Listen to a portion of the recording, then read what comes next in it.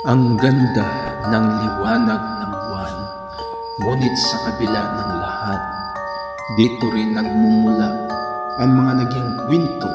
at usap-usapan ng mga matatanda noon sa probinsya,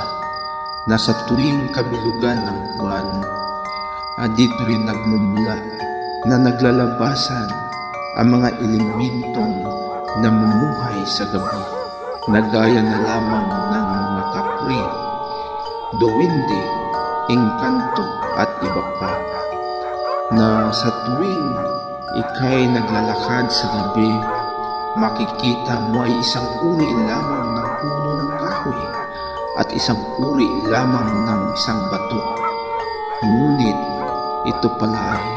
isang tao na gaya nila o mga elementong nabubuhay sa gabi, na sa paningin mo lang ay isang mga ordinaryong bagay, dahil iyon lamang ang kakayanan o saklaw ng iyong mga paningin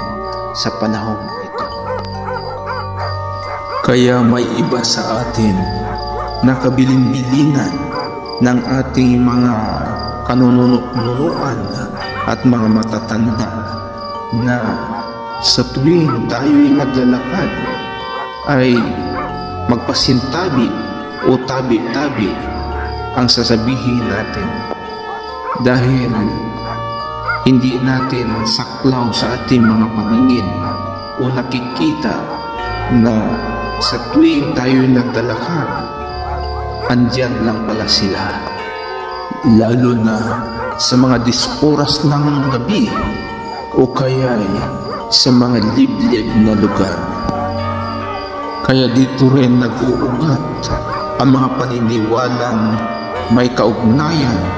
sa mga kapre, duwende, engkanto at iba pa, na kisyo, na patid, kisyo na usog, kisyo nagkasakit o nilalagnat